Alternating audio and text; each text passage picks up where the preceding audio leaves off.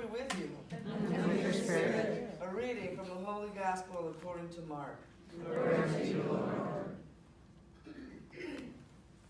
James and John, the sons of Zebedee, came up to Jesus and asked, "Teacher, will you do us a favor?" Jesus asked them what they wanted, and they answered, "When you come into your glory, please let one of us sit at your right side and the other at your left." Jesus told them, "You don't really know what you're asking. Are you able to drink from the cup that I must soon drink from, or to be baptized as I must be baptized?"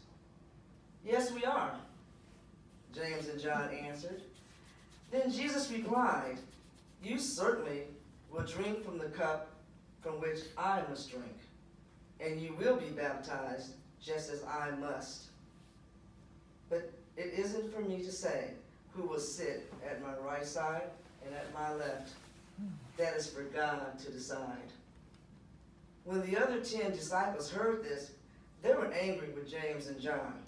But Jesus called the disciples together and said, "You know that those foreigners who call themselves kings like to order their people around, and their great leaders have full power over the people they rule. But don't act like them. If you want to be great, you must be the servant of all others. And if you want to be first, you must be slave to all. For the Son of Man came not to be served, but to serve, and to give his life to rescue many people." This is the good news. Thanks be to God. The gospel of the Lord. Praise to you, Lord Jesus Christ. There's a saying among black folks that we don't just go to church, we do church. So I'm having a kind of like, the rhythm is not here. I'm not with the rhythm. I'm trying to, and I know these songs are new, but that's how we learn them. Because you remember, a lot of people, you got to remember some of the background stuff of my people, we didn't read and write. So everything was done by ear. So you learned, and you didn't have the papers in front of you, so you had to learn, so you listened. So, that's why things are repetitious or whatever. So anyway, I just want to say that loosen up a little bit, let the Spirit move you, but we hear. We have to be very honest. I have to be honest too. Today, we touched on some really, really hard things, some difficult things. We had a little fun too here and there. But basically, the topic itself on slavery and racism is very difficult. It's not something that's easily comes off our tongue or that we want to admit or deal with. And that's okay. It's okay sometimes. Because some people think that we don't need to confront it. Just let it go, do it in private.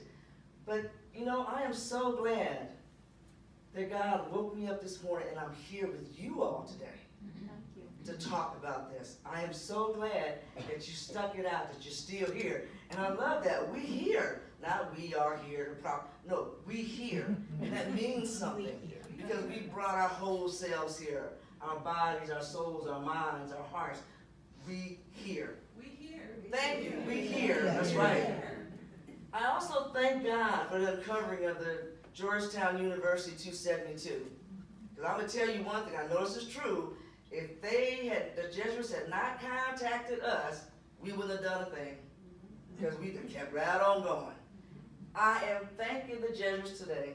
And I'm thanking them for making that mistake. But I'm praying that they are still working to clean that up. And they are. Brian Massagill, he said in an interview, I love him, he's a black priest who really is on the church about waking themselves up. He was lifting up the Georgetown University people and the Jesuits because they held a public ceremony. Did some of you watch it? I know I've seen it. It's really beautiful. Ceremony of lament and apology for their role in the slave trade. This is what he said. I think that if that were done across our country, because each diocese has its own story to tell here and their own kind of complicity to acknowledge, it would be a powerful, powerful Catholic witness, which could give our nation some needed light and break through some of the impasse that we find ourselves in. That's a great quote. And I think that for me, it said to me, yes, the Catholic Church, we have to wake up about a lot of things, but definitely this is one thing that we could be leaders in. And the Jesuits are doing that at Georgetown with the faculty, the students, the alums, everybody's involved with this, with the descendants. Kudos to the Jesuits. So it's not enough to just pray. So we must be a people of action. Our liturgical service began on purpose with "We Speak Your Names," because that was a powerful experience for me on the 23rd. To be at Grand Coteau, a place that really was family, and the black folks that lived there, that was their families. So thank God for us in one sense, because these folks that you saw, those are the descendants. All those black folks you saw in that church, they are the descendants of the folks that worked that land. And there we were on that property together. It was an amazing experience. Hopefully you got a little taste of it from why we started this way, because our family is bigger now. Our family has a little bit more soul, a little bit more flavor now, but our family is bigger now. That's what I told the kids at Coteau. So, Madeline Sophie, I love Madeline Sophie. She challenged, her challenge to the women who followed her was to learn to be contemplatives in action, deeply prayerful at the same time, and deeply engaged in the social issues of their time. And we know our social issues. We've been talking about it, I know at our table, about the water problem, Flint, about Black Lives Matter, about the Dreamers, and the list goes on. And under this present administration, our list is even longer. So, 1845, Sophie writes, "Blessed are those who hunger and thirst for justice." So my sisters, are we hungry enough? Yes. Are we thirsty enough? Amen. Okay. Amen. All right, so I'm looking at y'all, I'm just kidding. Let's jump 200 years. 2016, two of our chapter calls to live more humanly and to be and act as one body. Those aren't just useless words.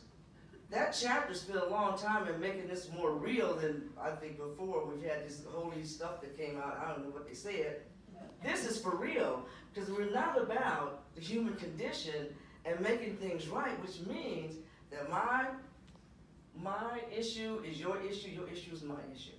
So our kids who are in slavery right now, there's more people in slavery today than there was in the 1700s. That's a crying shame. So what are we doing?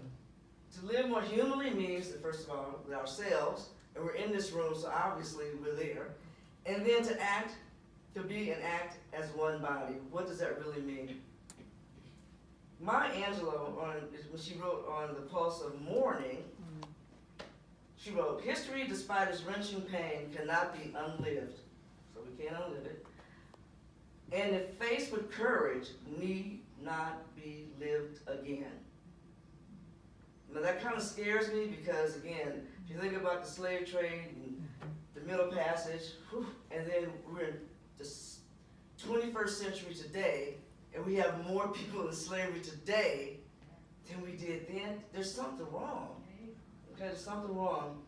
But we here. We here. In this room at this time, at this moment, and we are church, and we are one body.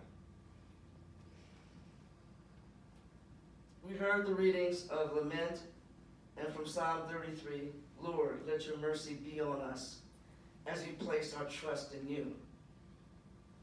He loves justice and right. Of the kindness of the Lord, the earth is full. He loves justice and right. So how much do we really love justice and right? Not just words.